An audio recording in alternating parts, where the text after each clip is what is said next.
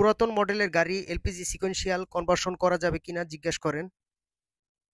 হ্যাঁ, করা যাবে, কিন্তু কিছু স্পেশাল মালামাল দিয়ে করতে হয়, আর এই কাজের জন্য কিছু সিক্রেট আছে। আর এটার পিছনে আমার সাধনা করতে হয়েছে।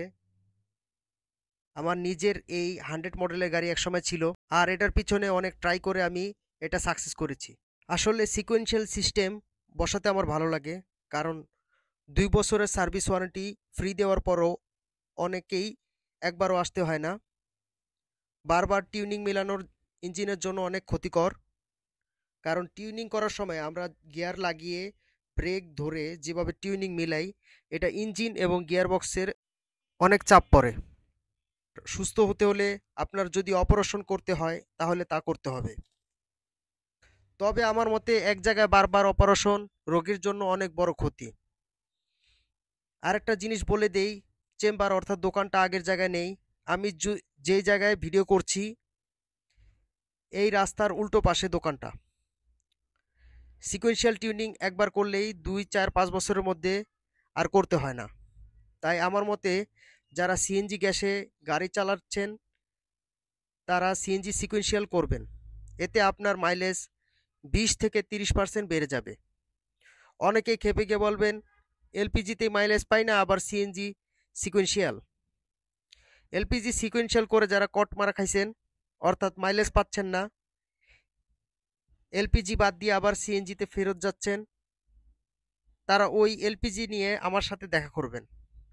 মরার আগে শেষ চিকিৎসা দিয়ে দিব, অর্থাৎ এলপিজি মাইলেজ গ্যারান্টি দিয়ে বাড়িয়ে দেব, না হলে টাকা ফেরত।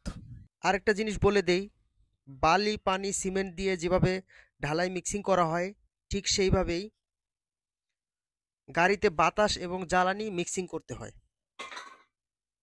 আরেকটা আর এটার একটা রেশিও আছে। আপনি যদি পানি বালি সিমেন্ট রেশিও যদি কম বেশি করেন, তাহলে বিল্ডিংয়ের উপর আপনি ওঠার আগে আপনার উপর বিল্ডিং উঠে যাবে। তাই বাতাস এবং জ্বালানির রেশিওটা জানা অনেক জরুরি। আমি আবার গাড়ির উপর পড়াশোনা করেছি অনেক দূর। পড়াশোনার পাশাপাশি গ্যারেজ মিস্ত্রি এবং ইঞ্জিনিয়ার দুই পাশ থেকেই কাজ করেছি, তাই থিওরি এবং প্র্যাকটিক্যাল দুটোই জানি ইনশাল্লাহ। আমার গ্যারেজে গাড়ির ওয়ারিং এর কাজ নতুন করে শুরু করেছি। ওয়ারিং এর কাজ কিছুদিনের জন্য বন্ধ ছিল, মাঝে দিয়ে কিছুদিন গ্যাপ পড়েছে, এখন আবার ওয়ারিং এর কাজ শুরু করেছি। গাড়ির ওয়ারিং চেঞ্জ রিপেয়ারিং করতে পারবেন।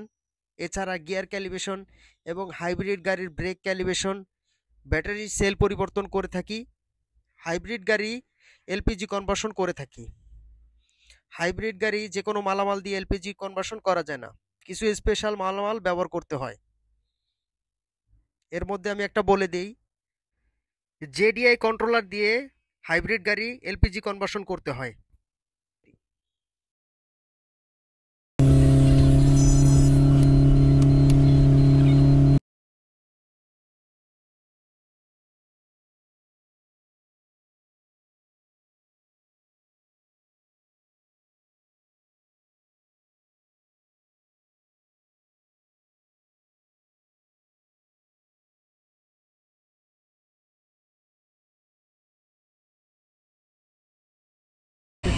চেক করা হবে।